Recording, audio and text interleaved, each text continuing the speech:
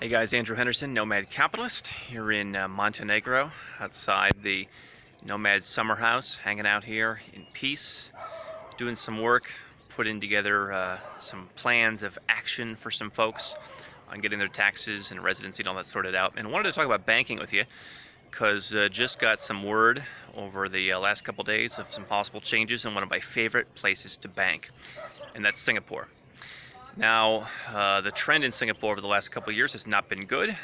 It has not quite been as difficult to open bank accounts in Singapore as it has become in Hong Kong. But one by one, most of the banks, including the big three local banks, had shut off access to new depositors, particularly U.S. citizens, at the low level. So if you have $250,000, you can go to some of the banks there. If you have $2 million to deposit, you can go to the Bank of Singapore. They'll be happy to help you. But just kind of the average entry level, dip your toe in, get started into one of the great offshore banking jurisdictions, Singapore's become far more difficult. And there was one bank that I always said, thank God we have this one bank. And now it may be going away.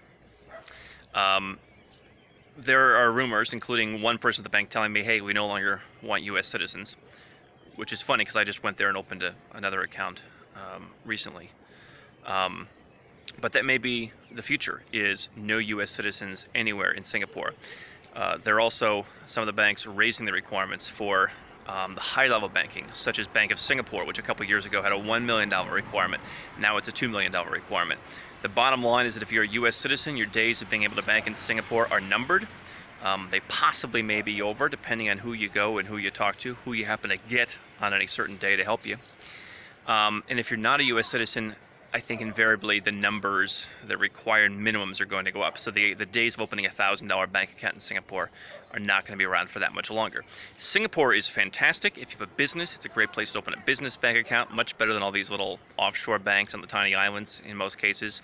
But, like any known commodity, like any place that would have the strongest and the best and the safest, they're becoming more particular.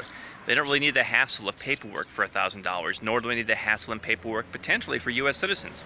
A lot of the banks, including a lot of the international banks, forget the international banks, forget the Japanese banks, the Chinese banks, the Australian banks, they don't want U.S. citizens under any circumstances. A couple of the local banks had said, okay, sure, it looks like that may be going away. And so this is particularly troubling because I just put out a video you can find here on YouTube as well, banking in the Cayman Islands and in the Caribbean, where I said, U.S. citizens are being unwelcomed from some of those places, and non-U.S. citizens are getting, the services available in those offshore banks are a lot less interesting, that onshore is going to be the way to go. Well, the really hot onshore jurisdictions like Hong Kong, like Singapore, to a certain extent Andorra, Switzerland, and Liechtenstein for years, are also going to become difficult. And where I see a trend in the kind of people that I'm able to help is that the kind of person who would come to someone like me and say, Andrew, I've got $1,000 to put in the bank, and I really need to be in the best place. I really can't help that person so much anymore. We're really going to come to a time when, we're looking at least the low five figures, 10 grand, 20 grand, 30 grand, to get into the best places. And so that brings me to one of the things that I tell people about opening offshore bank accounts overseas, is that if there's a bell curve, and you're looking at, here's the bell curve that starts to go down. A lot of the Asian developed banks are somewhere here on the going down area. Hong Kong services and everything else are depreciating. Singapore is just becoming more difficult, but still very good if you can get in. What you want to find is places that are right over here on the bell curve, that are almost at the top, but they're just not quite well known enough. We talk about these a lot. Montenegro could be one of them. It's not the answer for everybody. I was able to open an account really easily because I work with somebody here who does some property work for me and helped me with my residence application, that was able to get a bank account pretty quickly. That said, even that bank is starting to crack down on foreigners. They no longer want foreign companies. So it seems that here in Montenegro, some of the banks, the better banks at least, are starting to work on a referral basis where they want someone that to tell you to go there. And to tell the bank that you're coming.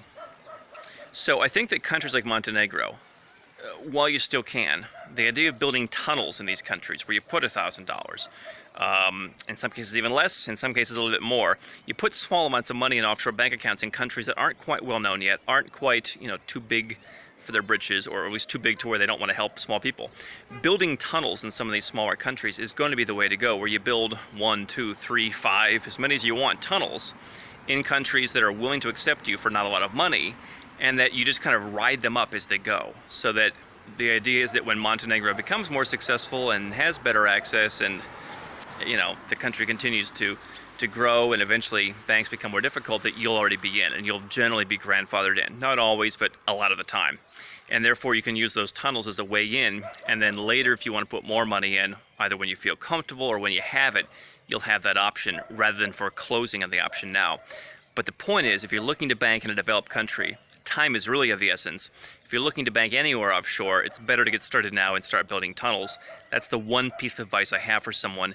Places like this that aren't totally on their radar yet, not saying that in a bad way, just saying that not everyone knows about it, not everyone's running in there, and not everyone's demanding banking services. But if you can come to places like this and build your tunnels, I think you'll be much better off. And for many people, especially with a little bit less money, you'll be better off than necessarily hoping and praying that some of the big banks in the really strong jurisdictions will help you. Those really strong jurisdictions are still open to people with a bit more money, particularly if you're not a U.S. citizen, although there are plenty of good banks that still take U.S. citizens. But it's really a matter of choosing the right ones, because the list is shrinking. If you want to find out more about offshore banking and how that applies to you and your life and your freedom, as well as your business, and as well as your ability to pay less tax potentially, make sure you subscribe on YouTube, as well as subscribe to our email updates at nomadcapitalist.com, where there's a whole wealth of info waiting for you.